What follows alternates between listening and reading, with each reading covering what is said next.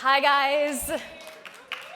So first of all, let's give a big round of applause to Denise and the entire Silicon Valley Forum team for putting on such an awesome event.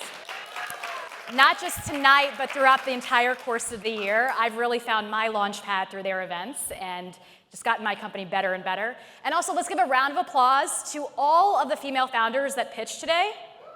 It is not easy to get up here and really present your vision for your company and of the future, and they did such a great job. So congratulations to everyone. You know, when Denise emailed me and asked me if I wanted to speak at this year's event, of course I had to say yes, because Denise asked me. But then she asked me what the title of the talk was going to be, and maybe it was going to be my success story. And I was a little hesitant, because we're not an overnight success.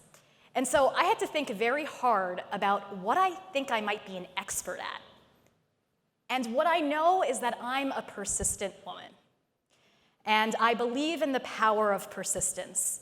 And the only reason I won last year's award was simply because, not because I was the best, not because I was the smartest, but quite frankly, it's because I wouldn't give up. And that I'm, like I said, pretty persistent. So, are all the female founders that pitched today in the audience? Yeah? So I thought maybe I could give a few kind of bits of wisdom as to kind of what's happened over the past year and some really, I think, practical pieces of advice, even for fundraising. And it all involves persistence.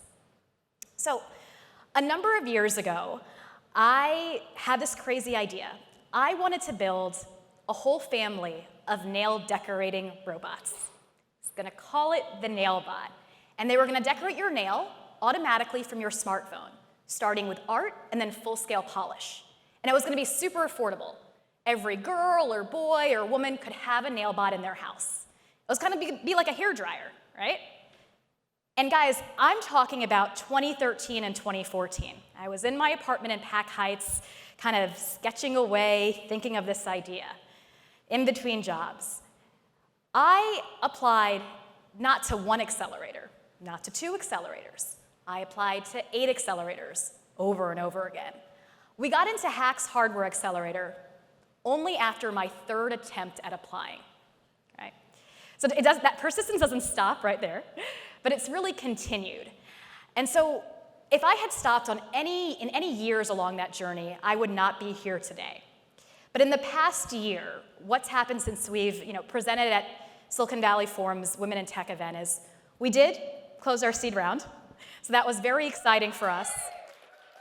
We refined our pitch, so we got better, and I feel like I presented the company a bit better, but we still had setbacks, right? We are finally working with our long-term contract manufacturer, and last year, my Nailbot was quite large.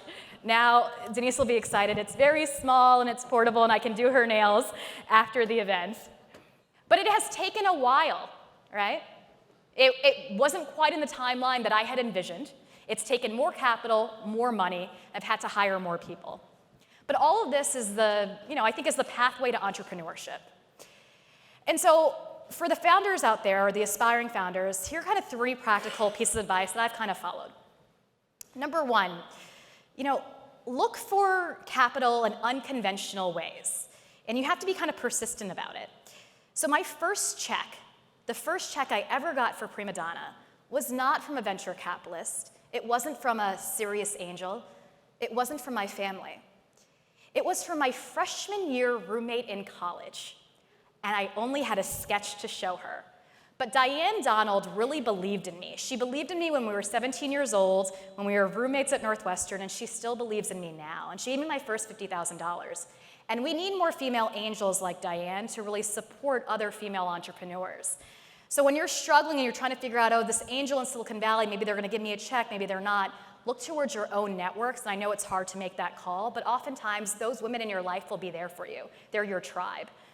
The second is to always show progress, even to those VCs or those angels. I know there's a panel right before me that kind of hit on it, but maybe they didn't say no, maybe they didn't say not now. My pre-seed lead investor, Jessie Draper, she'd known me for over 3 years and had seen me 10 times before she invested. But when she invested, she didn't just invest in me, she led my round and has been my biggest champion.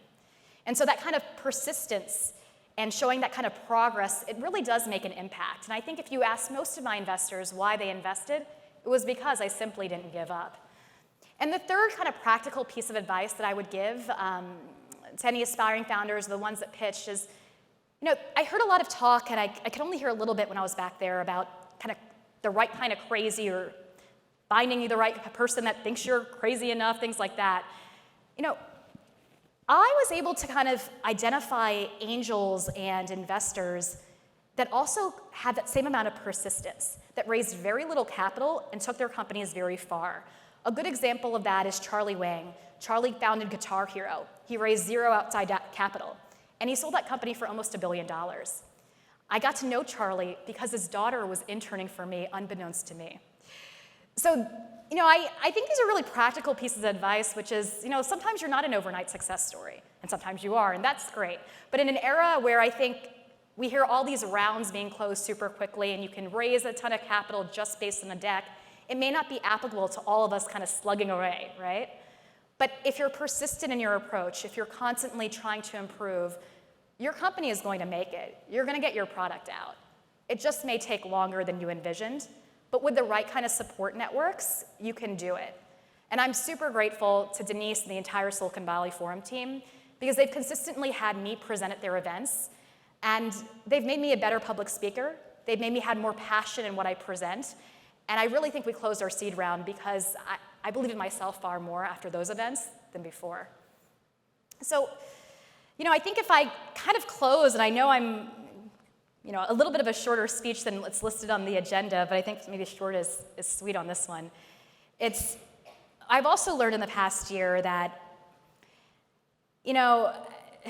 this type of persistence doesn't just make your company better, but I do believe it makes you the entrepreneur and the person that you're meant to be. My mom once told me that diamonds are created under intense pressure, and you're on this entrepreneurship journey right now. And there's setbacks and there's successes. And it's really how you deal with those setbacks that makes you a better entrepreneur, that leaves a lasting impact. So whatever happens, the judges are going to come back and they're going to announce who the audience winner is and who the judges winner is. But just know that your journey, you're all on different paths in this journey, right, at different stages. It's going to continue. Believe in yourself. You will get funding, whether it's through your customers or whether it's through external sources, and it just may take longer than you envisioned, but you're going to do it, and believe in yourself, and keep presenting at events like these because it really does help. So thank you again, and I appreciate it.